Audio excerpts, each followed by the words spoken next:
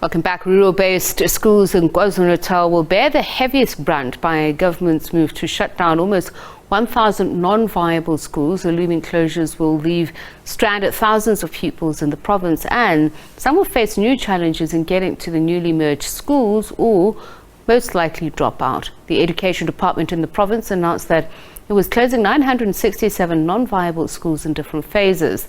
The last cohort of these schools will most likely shut down by 2028, with some of the abandoned properties handed over to the Department of Higher Education and Training. We're joined now by KwaZulu-Natal Education MEC's Mbali Frazer, spokesperson Muzi Mhlambi. A very good evening to you, and thank you so much for speaking to us, Mr. Mhlambi. Let's first start with, what are we talking about when we say non-viable schools? How are these identified? Evening and evening to your listeners. We want to start off by indicating that in the country, all 9 provinces put together, there are over 3,000 schools that have been identified as non-viable and small schools that need to be merged with other schools so that we can provide quality education to all the learners. What I like about the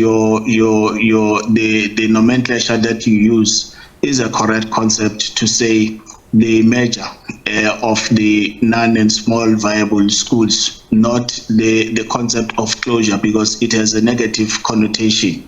Yes, it is true that over 900 schools have been identified as schools that are having this problem, that we must quickly intervene as the Department of Education in order to ensure that we give access to quality education to all our learners, irrespective of where they are.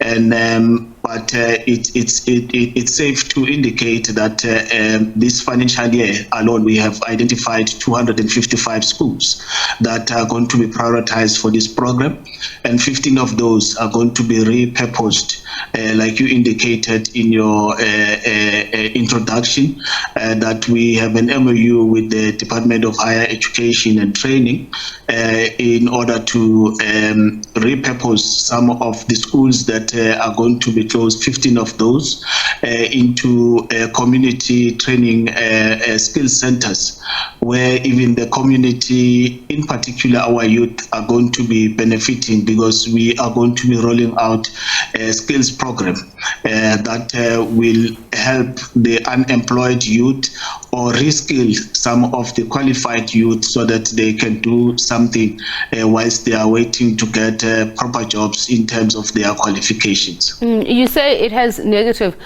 connotations when referring to it as closure, but I'm sure there will be some negative ramifications from this action as well, including when one thinks of school feeding schemes, which is something that we saw and became somewhat scandalous over the past year. From the academic viewpoint, where we stand, it has no negative connotation at all, because it is the research and the observations that we have made over the decades and decades to say it does not help if you leave a school with 3 learners with 1 teacher, expecting that 1 teacher to teach all the subjects, irrespective whether having knowledge and expertise of doing so. But then research will show you that, or will indicate that some of these schools will end up doing what we call multi-grading. Multi-grading is when you have more than 2 or 3 grades in one class, and most of the time they are taught by one educator.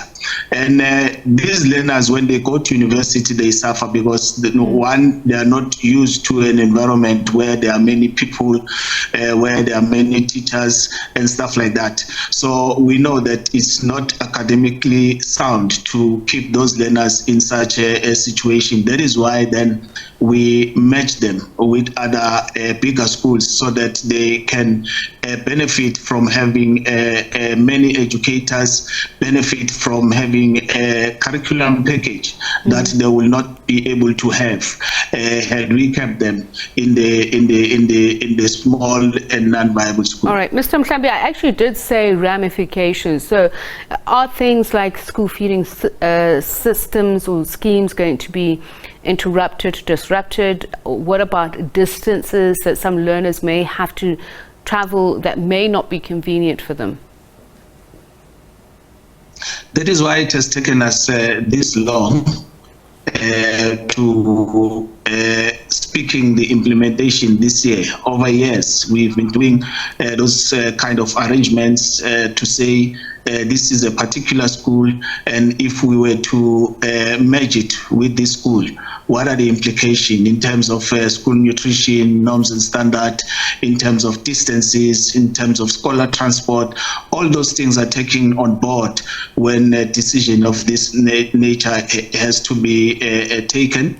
And secondly, there is a thorough consultation in terms of consulting local leadership, be it traditional, be it local government leadership, be it the communities themselves.